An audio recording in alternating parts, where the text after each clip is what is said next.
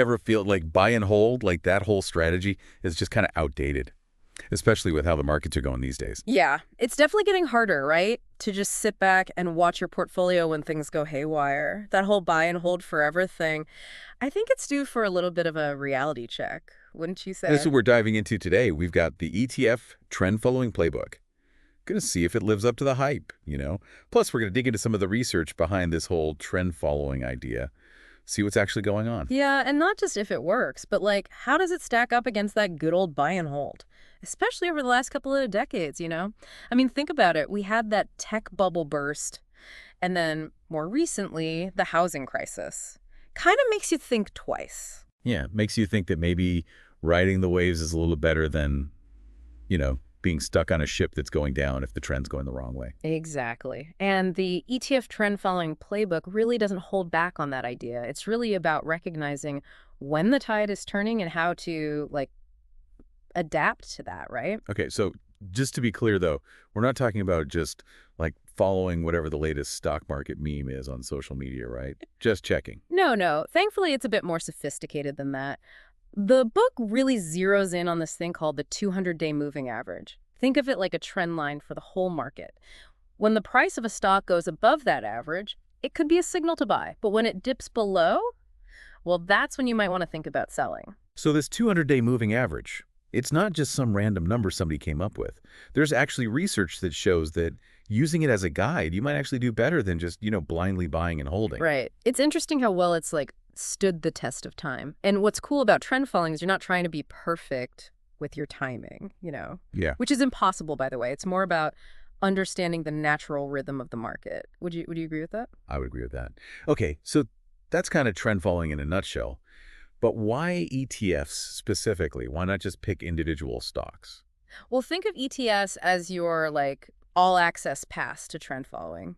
You get instant diversification, which is super important when you're actively buying and selling because it helps spread that risk across a bunch of different stocks. So instead of putting all your eggs in one basket, you're kind of spreading them out over a whole sector or even an entire index.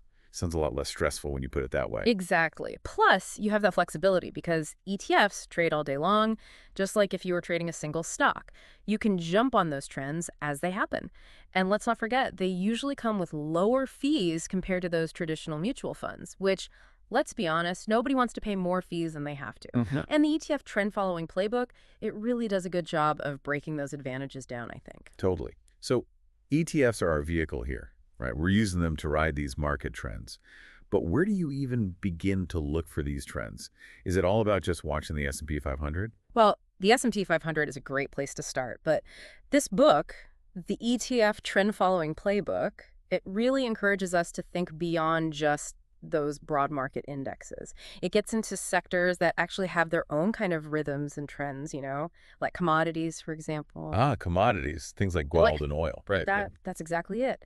They have that real world value regardless of what the stock market is doing. And Hmm. historically speaking, they've had some pretty dramatic price swings, let's say. There's a whole section in this book about the rise and fall of the Japanese stock market, which sounds kind of specific, I know, but Yeah. it shows how interconnected the global economy really is. So you could have a situation where, the U.S. market is down, but there's some other bull market, maybe tied to a commodity like gold, that's going strong somewhere else. Exactly. It's about being adaptable and recognizing that there's always a bull market going on somewhere, as long as you know where to look.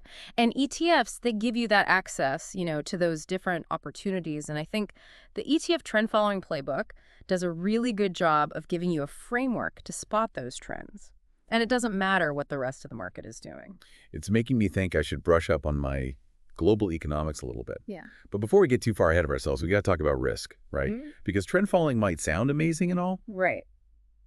but it can't all be smooth sailing. Of course not. I mean, let's be real. Every investment strategy has its risks. And this is where the ETF trend following playbook really shines, I think. It doesn't shy away from those like tougher topics, things like short selling and leverage. Yeah, and those are two terms that tend to make people a little bit uneasy, I think. So maybe we should break those down a little bit before we go any further. Yeah, for sure. I mean, you have to understand the risks and the rewards before you even think about using those. All right, Right? so let's wade into these kind of like potentially risky waters a bit. Short selling.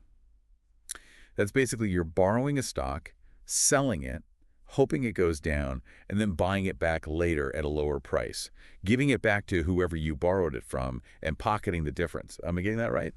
Yeah, you got the gist of it. It's like you're betting against the stock, basically. But the catch is, of course, if that stock price decides to, climb instead of fall. You're stuck buying it back at a higher price. Yeah. Ouch. That's, as they say, unlimited loss potential, right? Not for the faint of heart. No, definitely not. And the ETF trend following playbook is very clear about that. It takes, a really good understanding of the market, a high risk tolerance for sure. Now, leverage, on the other hand, leverage is kind of like using borrowed money to like amplify your potential returns. So Yeah. imagine, you put down a small amount of your own money, you borrow the rest to make a bigger trade. So there's like a multiplier, right? Yeah. Both for your gains and your losses. So higher potential reward, but also higher stakes. Exactly. If it goes the way you're hoping, those gains are magnified. But, and this is a big but, if it goes the other way, those losses are amplified too. It's a double-edged sword for sure. And the book, it really emphasizes understanding how that leverage, especially with, the daily compounding of ETF returns, how that can impact your portfolio over time.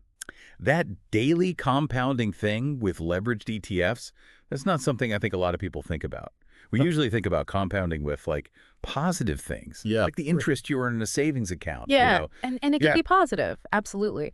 But with these leveraged ETFs, that daily compounding can actually work against you if the market moves sideways or, against your bet. Yeah. It's all about your time horizons and really understanding the nuances of these financial instruments, right? Yeah. The ETF trend following playbook doesn't just throw these terms around. It really explains why they're so important for anyone thinking about using this strategy. It definitely seems like these are tools that like maybe seasoned investors or at least people who have some guidance should be using, right? Don't just jump into this without doing your homework.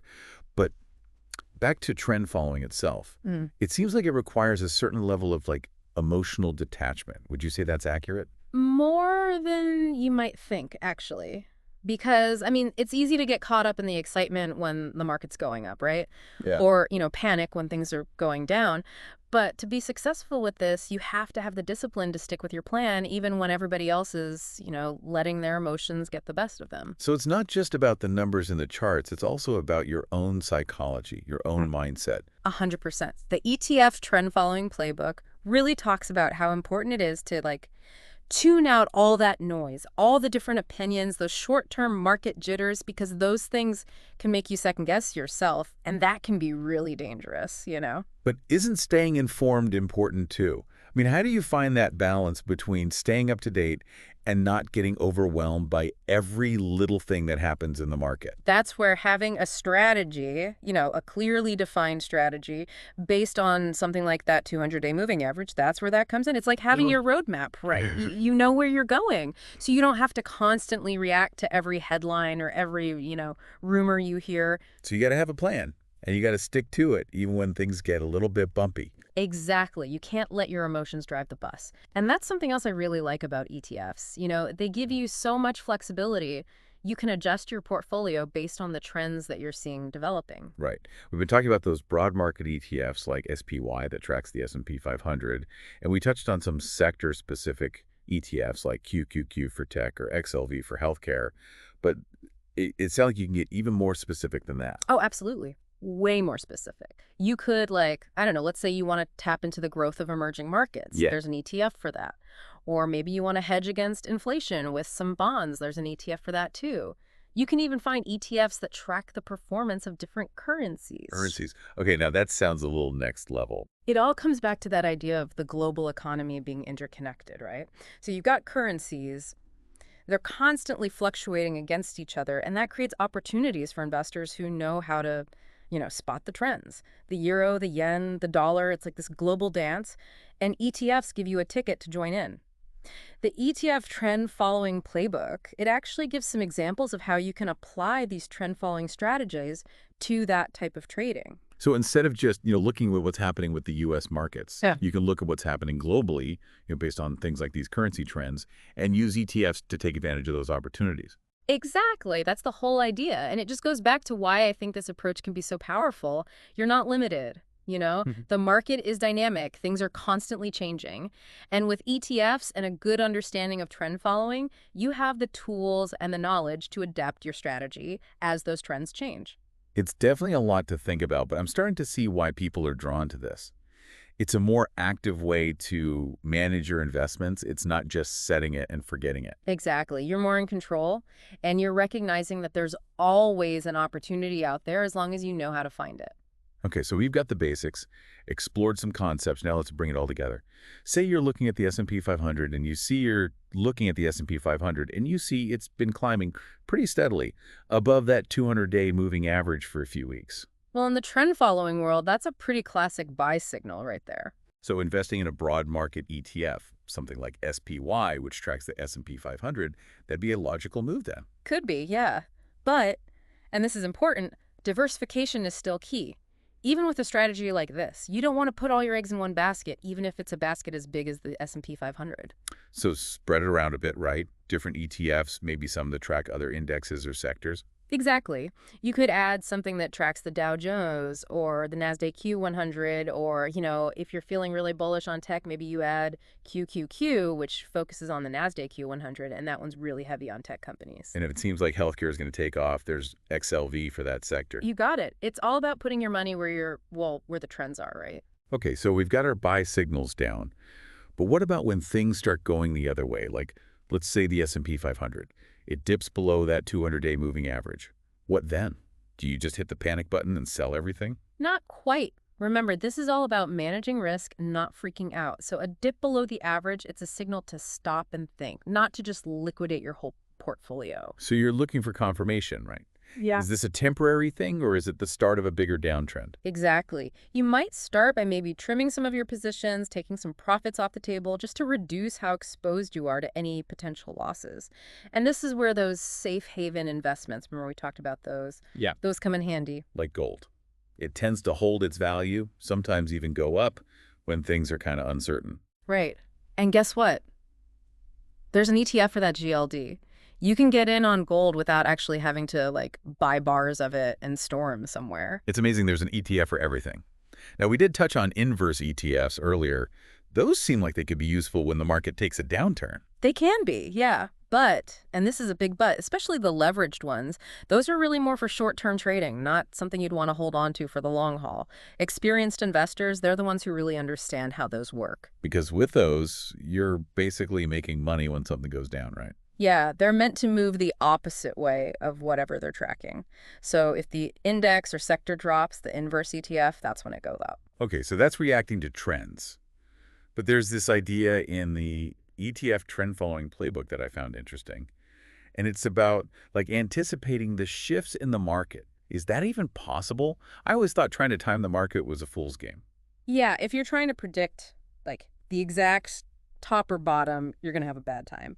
But you can look for clues, things that tell you a trend might be running out of steam. Experienced trend followers, they do this all the time. So you're not predicting the future, you're just kind of reading the signs, like a market meteorologist. Haha, I like that. One thing a lot of people look for are divergences. Basically, that's when the price is doing one thing, but other indicators, things like momentum oscillators, they're telling a different story. Momentum oscillators. Sounds kind of complicated. It's not as scary as it sounds. Basically, they measure how fast and strong the price is moving. So let's say the price is hitting new highs, but the oscillator isn't. That could be a sign that the upward momentum is fading. Could mean a reversal is coming. So it's like the market's running out of energy even though it's still moving forward. Exactly. And it works the other way, too. Price is hitting new lows, but the oscillator's not confirming that downward momentum could be a bounce coming. So you're watching for those little hints that maybe things are about to change direction? Yep. And this is where really understanding those indicators and being disciplined about managing your risk, that's what separates those who are good at this from those who end up chasing losses, So this is more than just following the crowd. It's about really understanding how the market works, managing risk, and being able to change your strategy as things change. It's about taking control of your investments, not just being along for the ride. And the ETF trend following playbook?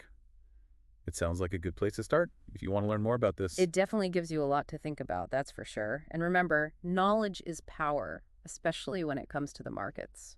So if you're ready to ditch the whole buy and hold roller coaster and be a more active investor, trend following with ETFs, it might be something to look into. But like with any investing, do your research, understand what you're getting into, and hey, talk to a financial advisor if you need to.